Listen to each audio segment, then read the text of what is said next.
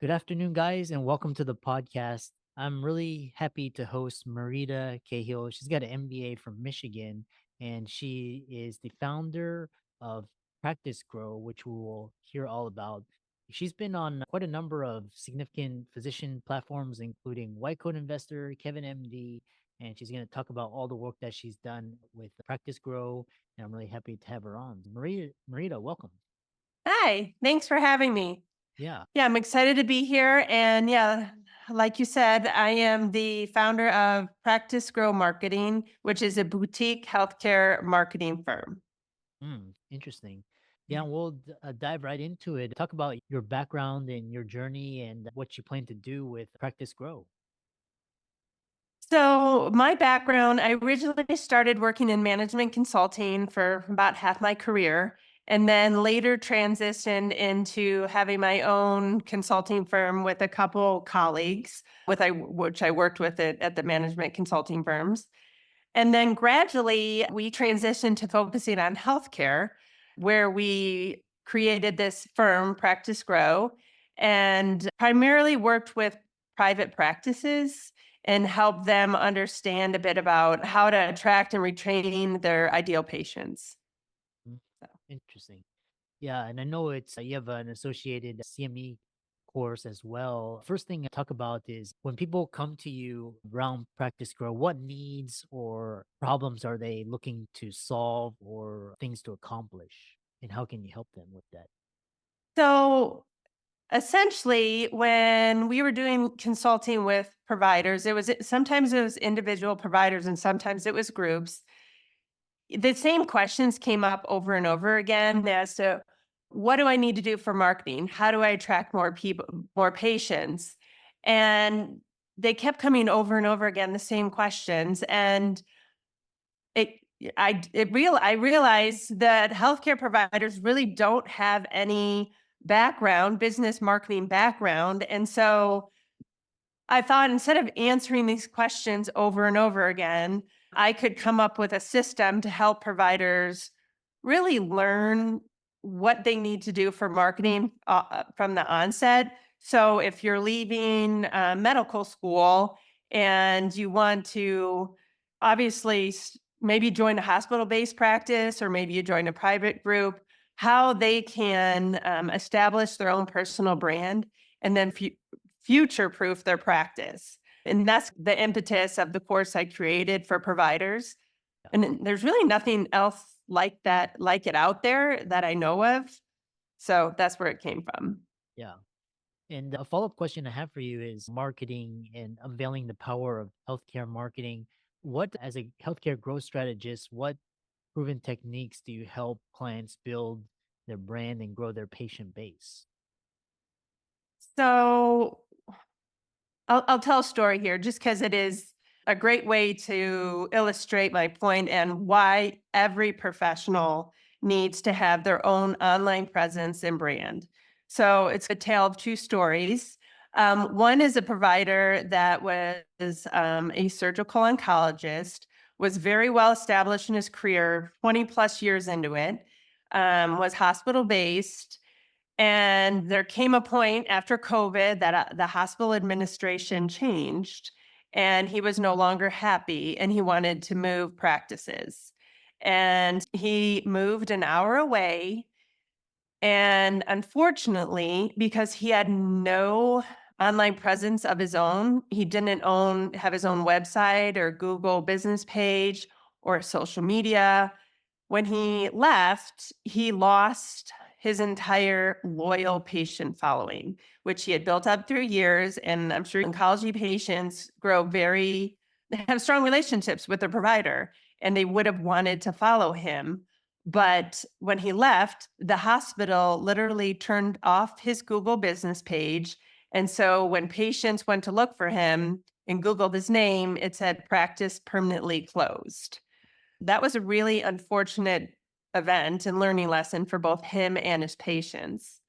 But then on the flip, I worked with another provider who had hundreds of five-star reviews owned. And this provider was part of a private practice. And had a very loyal patient following, and decided to move practices as well, and moved within the community. And because he had his online presence all in order, when he transitioned from, actually, this was a reverse, a private to hospital based practice, he was able, his patients can find him and follow him. So it was a much smoother transition for him in his practice. And so these are the kind of things that with my course I try to educate providers on is it doesn't matter if you are in a great hospital-based system.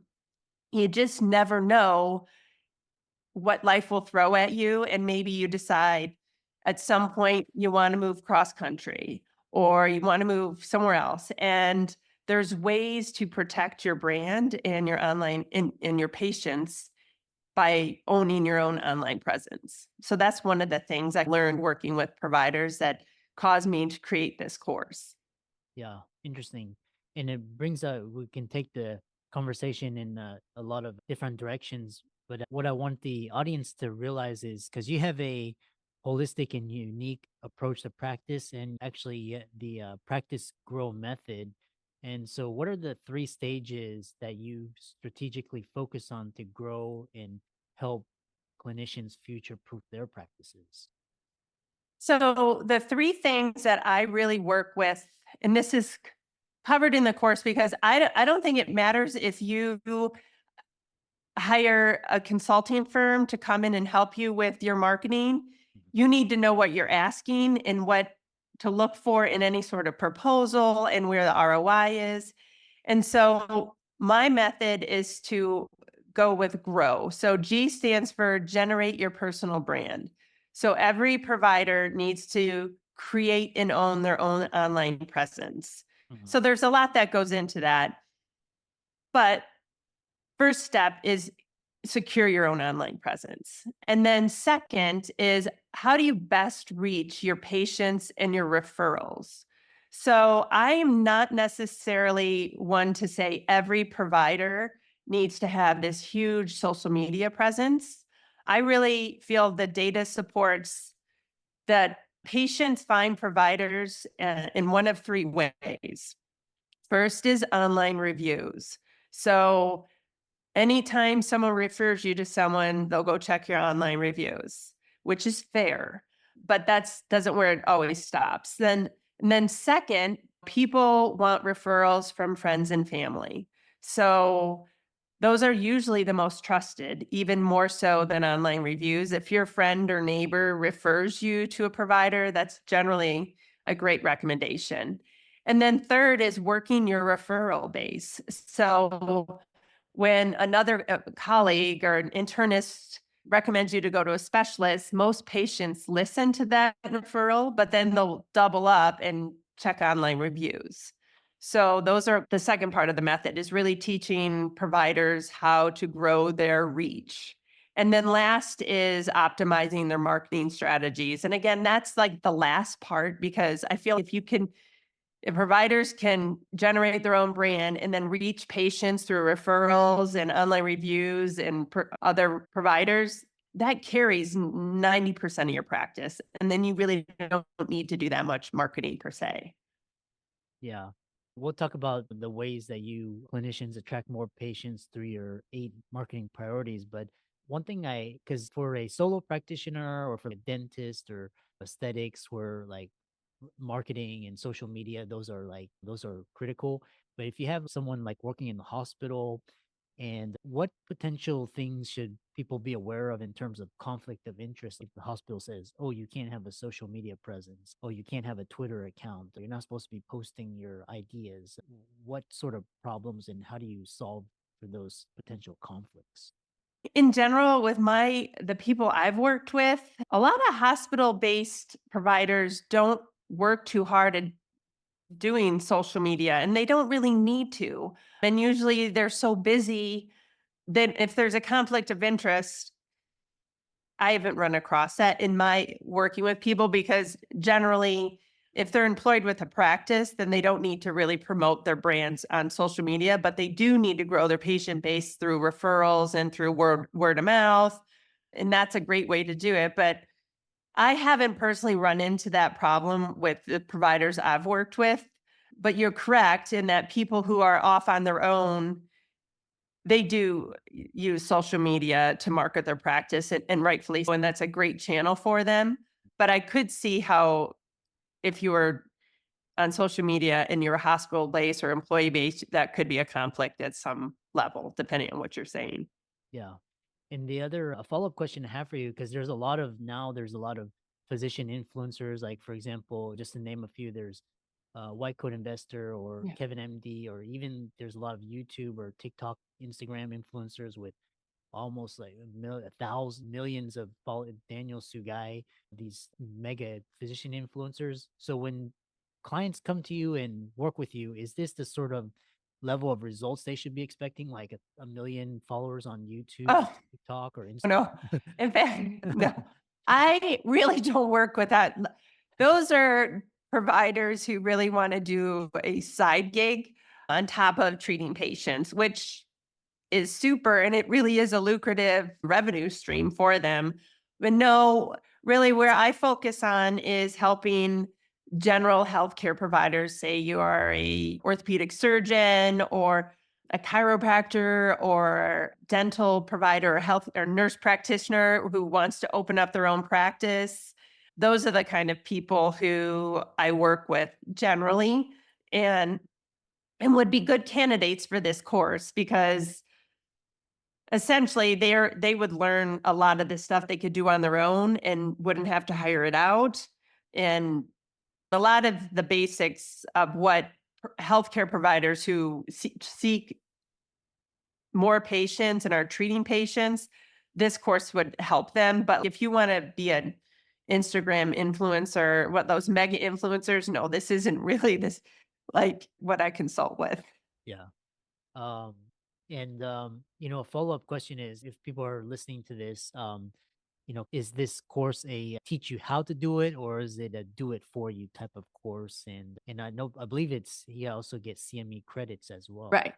Yes. Whoever takes the course is eligible for 8 CME credits, which, part of the reason I created the course is there's really not many courses providers can take that are healthcare related. So this is your foray into some business thought processes. And it is more or less teaching you what you can do on your own. And then if you want, if some of it becomes overwhelming, you can say, I want to do this, but I want to hire it out. Mhm. Then there's resources, and it's not me. It's and I'm there to help them find resources. But for instance, there's ways to automate your reviews, your online reviews. And there's some tools out there that make it really easy, and they can help you get great reviews and grow your practice quickly. And a lot of providers aren't aware of those tools. So those are some of the things that are covered in the course as well. But no, it's not I'll do it for you, or a lot of it is teaching you there's a lot of things providers can do easily on their own, and they should do it. Yeah. And what are some of the results of people that have taken the course? What are some of the results that you've seen? Uh, One of the providers, for example, circling back to the provider who didn't have his online presence when he moved practices, and that's when I got involved, has since created his own online presence and then actually used a lot of what he learned in the course and brought it back to his hospital. And then he also works in a private practice. So it's a unique situation. And he brought a lot of the tools that I introduced to him to those groups. And they since have exponentially grown their reviews. And in turn, that grows their patient base. So they've been able to grow their practice quite efficiently. And they haven't really done anything else except for focused on the review system, which is one component of how you can grow your practice. Yeah, interesting. Another follow-up question I have for you is, what I love for you is you talk about, to end it out, you talk about there's 8 marketing priorities that you use to help attract more patients. So just and then how can people connect with you, follow you, and reach out to you? Okay, I'm not sure exactly what the 8 are, but what I talk to people about is first and foremost, establish a robust online presence. And that's not social media. That's just a basic online presence. Mhm. And then I work with them to build strong referrals. So, what are some steps you can take to build your referral base within your community? And then a third is, how do you create a VIP patient experience? And I really think if you go out of your way to treat each and every patient like a VIP, that could very well be your strongest marketing channel right there. People love to tell their friends, "Oh, I saw so and he fixed my problem or she fixed my problem." And your patients are often your best marketing channel. So I offer a lot of strategies on how to grow your patient base and then keep them as a marketing base. And then how do you different? And the last I think I would talk about is differentiating yourself. I'm sure all these different specialties, they're all everyone ends up sounding the same online. So I really encourage providers to put a little personality into themselves and telling them who they are to their health, to their patients, into the referral base. So they're memorable. And it's nice to have a personality and get to know your provider on a personal level. So I encourage people to do that online as well. Yeah. So those are some of the steps I talk about. Yeah. And yeah, this was a really interesting conversation. I got a lot of value, and it's really interesting to see you talk about it and all the different ways physicians can grow their online brand. And lastly, how can Really, it's people? just a future proof their Mhm. practice because the Yeah. one thing you learn, and I would think you would agree, is like people change jobs frequently. And what you think might be a perfect first job and you'll be there forever, the odds are you're probably going to change jobs at some point. Really, that is the lasting message of what I try to get people to understand is you just don't know where life will take you. So you might as well protect yourself in all your hard work. Yeah. It's interesting because healthcare is that last frontier where everybody was like, yeah, doctor will never get affected. But now, even with these budget cuts and all these, it's going to affect more and more physicians. Really fascinating conversation. And thanks so much. And keep up the great work. Thank you. And I was going to say, if you want to learn more about me or the course, I'm at practicegrow.com. So thank you so much. Thank you.